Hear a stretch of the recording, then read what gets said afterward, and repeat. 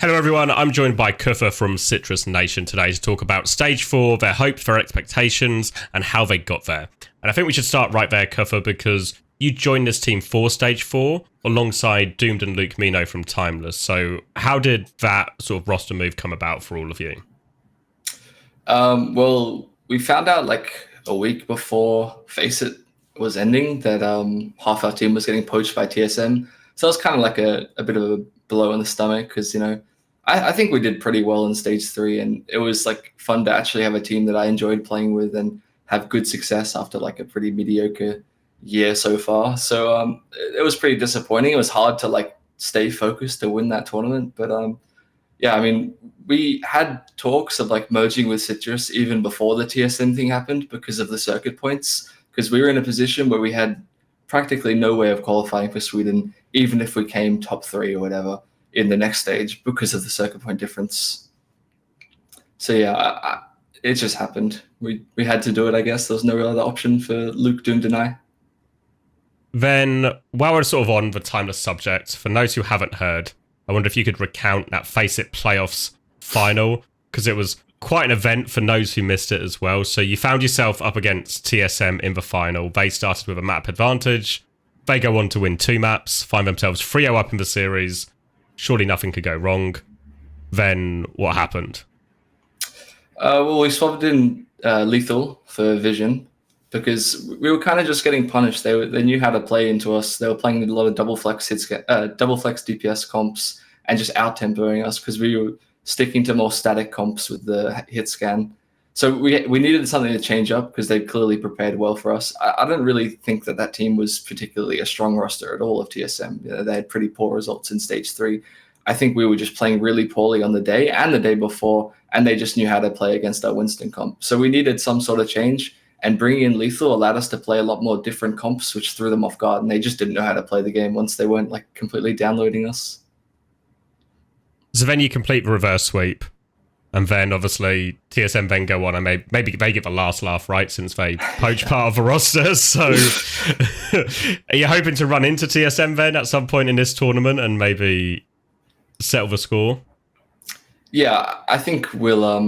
I think we should verse them in the loser bracket if my bracket prediction comes to fruition. And yeah, it would be nice to beat them just to get the one final jab into them before they depart the Overwatch scene, because I refuse to believe they'll stay around after that.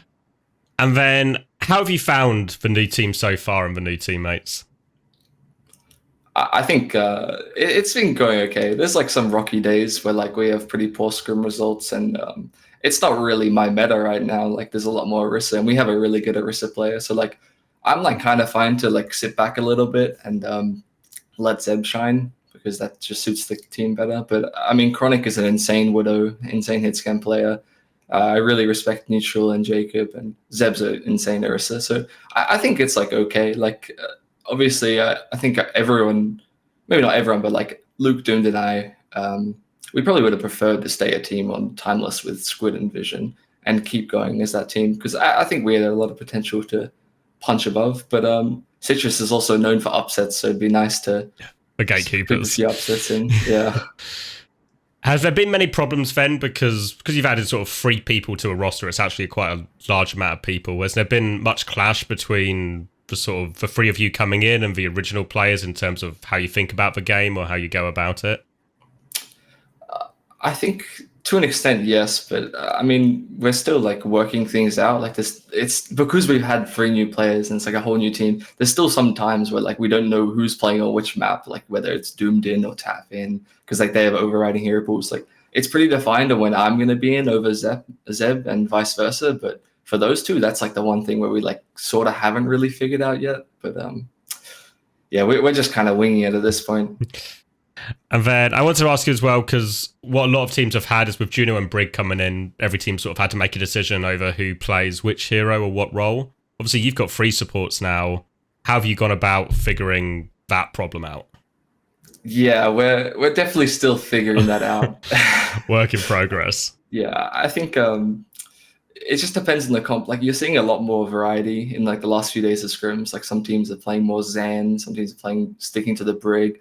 someone playing like the Kiriko and Anna. So like it's kind of depending on the map, I think, and like our team can all play the Juno pretty decently. So like I don't think it's really a flexibility issue for us. So we should be able to like roll out on anything on the game day. And then I want to ask a bit about Slippery, your coach. How have you found working with him so far and figuring things out? Yeah, I respect Slippery. On Timeless, we didn't have a coach. Like we kind of thought most of the time coaches like sometimes don't have the best impact, or like they're not really worth the extra commitment unless you have like a really high tier coach that's like got years of experience. And like those are kind of hard to come around now when nobody really has any money to provide to pay for those people. So like I was initially a little hesitant about like going to Citrus with a coach, but Slippery's been great. Like he's helping out the team. You know, he gives a fair amount of insight into the game, but he also like keeps everyone on track and makes sure everyone's going well. Like he's definitely a friend as well as a coach to all the players, and like everyone respects him clearly. So yeah, I think it's a bonus having him on board and working with him. Yeah, no, I think definitely in this sort of current era of Overwatch, it's very important to actually have a team you can get on with and enjoy each other's company as well, because there's not always a fat salary making it all worth the long run. Absolutely. And then if we think about this current meta, you sort of alluded it to already. Now it's actually loads of teams are leaning very much into Orisa, which is probably Zeb's best hero, so he's playing a lot of it. Yeah. What do you think are some of the most important things in this meta then?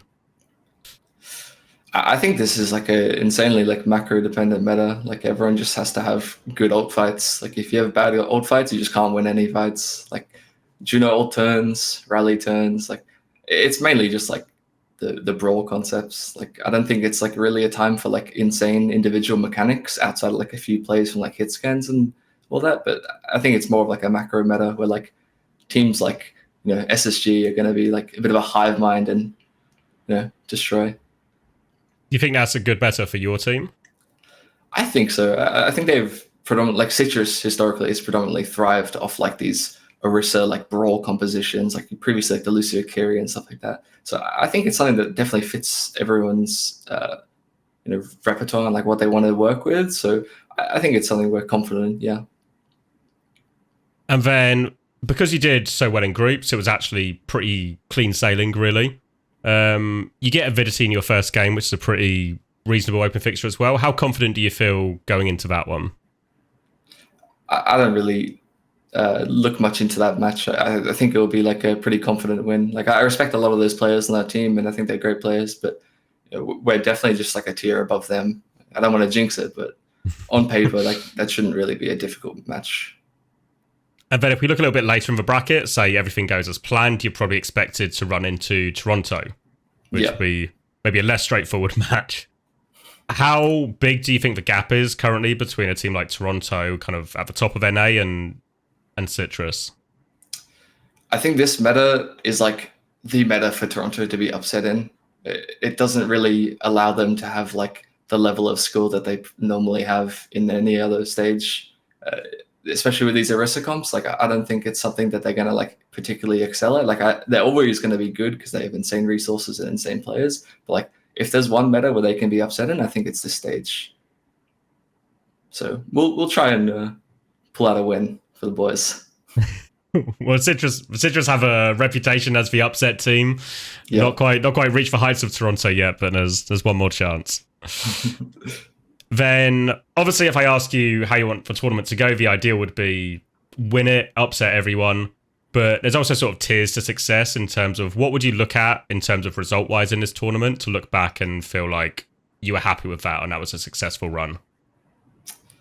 I'm happy to be like a bit of a gatekeeper team this stage. Like I definitely think I've put my expectations down a little bit lower after the finish of stage 3. Like I was feeling really confident that we could make Sweden there. And I still think there is a potential possibility for it, but like the lead up of circuit points and like all these things that have accumulated over the year, it just makes it kind of hard to be like super like locked in on it and like focus on it and believe that it's going to happen, because like it's very unlikely and we're going to need like a miracle to make it. But I think I'd be really happy if we stopped TSM from qualifying. That's like my role. I want to gatekeep them. Well, yeah, because I guess the situation for you in reality is obviously you need to perform very well, but also you kind of need particular teams to not just to do really badly as well, basically, for Yeah. the math to add up. So it's sort of because you can't really control your fate unless you win the whole tournament, but Toronto have made that very difficult for everyone all year. Yeah. And then from the sort of like scrim bubble right now in terms of the teams practicing, there's always a lot of talk about Toronto at the top, then maybe NRG and Nightmare, and then maybe yourselves and also TSM in the sort of like top 5. Where do you feel you are in that sort of, presuming most people will keep Toronto at the top, where do you sort of find yourself in that sort of like next up kind of bracket? I'm not really sure where to rank us really, because we haven't scrimmed Toronto or NRG at all in like the last week or so. I've heard like whispers about NRG being like particularly weak in this meta, but I don't think it even really matters. Like they're so high ahead in circuit points, they would need to bomb out early in the tournament to not make Sweden. So our eyes definitely have to be on Nightmare and Sweden, Nightmare and TSM, and TSM definitely look a lot stronger than they were in groups. I don't really think that they intended to win that series against us in groups. I think that was like an effort to avoid Toronto side of the bracket. Yeah, well, it's worked out quite nicely almost for them in some ways, because similarly, they need a similar thing to you where they need to do well, but they also need another team to do badly. And a great way to maybe ensure a team like Nightmare does badly is to put them into the lower bracket in the first round or something. Yeah, make them have to do like a hard run back. Yeah, we definitely like ran the risk of that. But I think if they lose to Nightmare in round 1, they have like an insanely difficult run to make Sweden, because they're just going to have to fight through the loser bracket. Well, especially because NRG had a problem in groups as well. It means that if you end up in that lower bracket early, your chances to face NRG early on is actually really high, presuming they don't beat Toronto. Or it could even be worse. You could face Toronto in the lower bracket, which would be... Yeah. So I think it's like a very tightly fought affair. So based on everything else then, excluding your own team, is just Toronto just the strongest team of the region still? Would that still be the sort of safe bet that they just take the 4th title? I'd assume so. I mean, like, I haven't really seen them play and haven't scrimmed them, but like just based off player merit and everything, they should win, but there's a possibility that they'll be upset. And like I said before, I think this is the stage where they can be upset, and they, maybe they will. But if they are upset, it probably hurts us more than anything else. Then the next team qualifies instantly. Unless you're the team that you need to be the team that's putting them down. Maybe we can be the ones. All right. Thank you very much, cuFFa. I appreciate your time, and I look forward to seeing you gatekeep everyone this weekend. Thank you very much for having me. See ya.